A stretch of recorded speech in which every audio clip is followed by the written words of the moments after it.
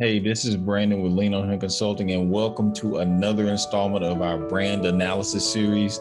Today, listen up. Today, let's talk about why customer service is not enough in business. Let's talk about it.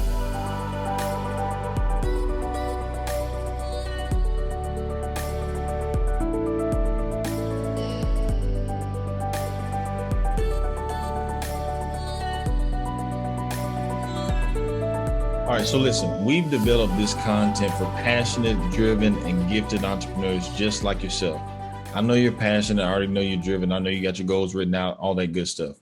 We already know you're going to figure out how to become successful just out of sheer persistence and tenacity. The goal for us is simply to accelerate the process if we can through these resources and these trainings and these different topics that I cover. I've been in the field a long time.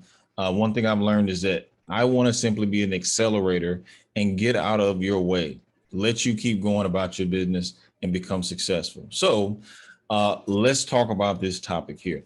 Why customer service is not enough in business. All right. There's a specific reason for that. I personally don't even like the word customer service. Is not. I mean, it's a professional pet peeve of mine, only because of the definition. All right, what it traditionally means. All right. So what is that? First thing is it's too narrow. It's too narrow for me. All right. It only prioritizes the customer. You said, well, shouldn't that be who it prioritizes? If not the customer, who else? Well, for me, it's too narrow because the customer is not just the only person you should concern yourself with if you want long-term success. Well, who else should it be? Well, here's the thing. That word itself, it does not take into consideration these other people, vendors, suppliers, and internal staff, or whoever else is involved in the process. Here's what the traditional thought is.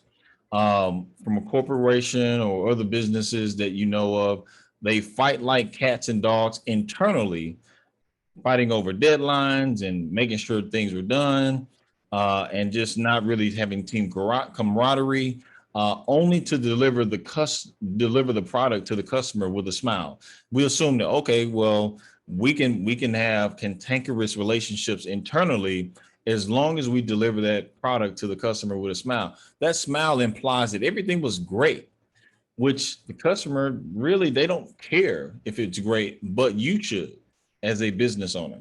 All right.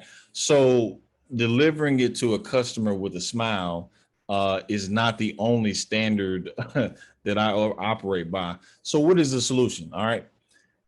If I don't like the word, now mind you, if you see me out in the street and use that word, I'm not going to have a aneurysm or get upset. It's perfectly fine. I'm just saying that there's a more effective way to express what I think that most of us would agree with.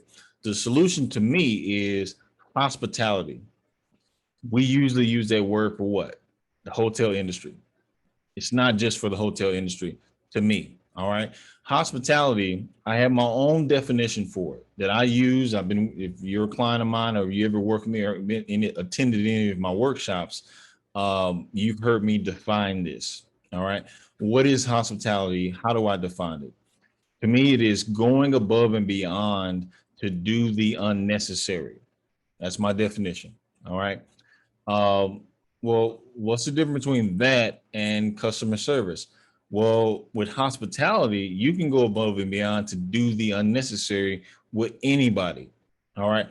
This applies to all parties involved. All right.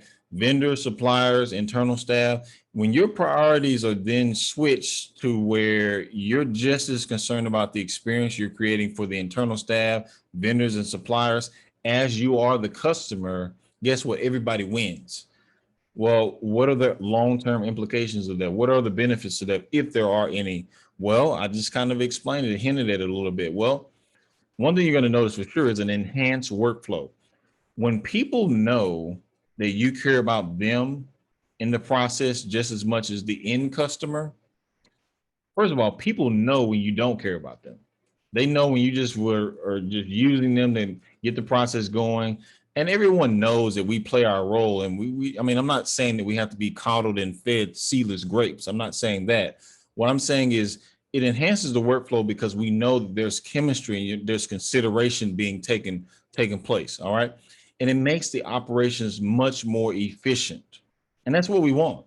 So this isn't an emotional decision. It's a business decision. If you want to have more efficient and enhanced workflow, practice hospitality.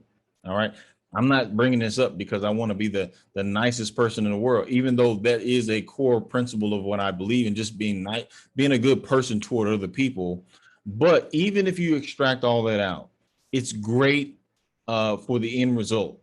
All right. So let me give you this quick example that I've used even in my own company. I remember one time I was working on a vehicle wrap project for a client, and they needed 2 vehicle wraps done, 2 of them. All right. Now, presented the project and we were working on it. And like most projects, if you've ever experienced this, the deadline got changed a little bit because they had some things they needed it for sooner. And so I had maybe a couple of weeks prior to, I had connected with a relationship with a new local vendor that happened to do vehicle wraps. I'm not the one doing the vehicle wrap installation. Even if I could do it, it's just not smart for me to be out there doing it. And so I partnered with someone who's a specialist. All right. So by doing that, I went to their facility, checked it out. It looks like they were good, good enough to get the job done. So they didn't know me. I didn't know them. This was our first project working on together. All right. The person I met with was also not the installer. All right. He's the manager over with the company. So guess what? Deadline got shrunken. The installer had plans for the weekend. Guess what? Those plans had to change. All right. He had mandatory overtime, which that's not something that everyone's automatically happy with. So as a result, he had to stay longer. He was upset, and he let the vendor, which is his manager, my vendor, let him know. Say, look, he's not happy. And so here's my opportunity for hospitality. Number one, what could I say? I say, well, he needs to suck it up and move forward and get a job done, or we're going to cut his pay. Now, that's one way to handle it. But hospitality is where you go above and beyond to do the unnecessary. So what did I do? I said, hey, about the installer, what's his who's his favorite team? Who's his favorite player? What's his shirt size? Gives me all that information. First of all, when I asked for that information, I could tell that he wasn't used to that being asked. That was a little weird for him. And so I get it. A couple of days later, I send the manager, my vendor, a screenshot. I had ordered the installer a customized jersey t-shirt with his favorite player's number, but with his own name, his personalized name on the back of it. So it looked like his name on the back of his favorite player's jersey. And so I gave it to him. I spent maybe $50 plus shipping on it. That $50 was the best $50 I could have ever spent. He said, well, Brandon, where'd you get that idea from? Well, it's just practicing and thought process of how I can go above and beyond to do the unnecessary. Here's the question.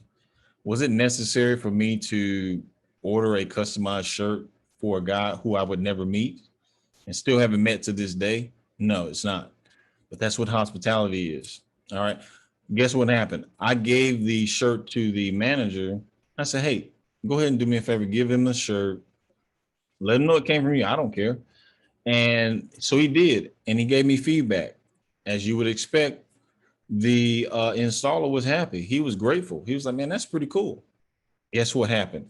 I got my vehicle wraps done on time. I wasn't worried about dents on the side of the vehicle from him being frustrated, saying, man, I should be at home right now. And he taking it out on the vehicles. None of that happened. So vehicle was done on time. Customer was happy. Of course, the customer had no idea about all this stuff. Doesn't matter. So on both sides, the end customer doesn't know of the internal conflict or how pleasant it is. It doesn't matter. The customer doesn't need to know, but internally, I knew that the process needed to be great for everyone. Not just good, but try to make it great if you can.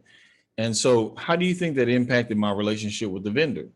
Well, the vendor, more than likely, they never had anyone do that for them or their workers or their staff.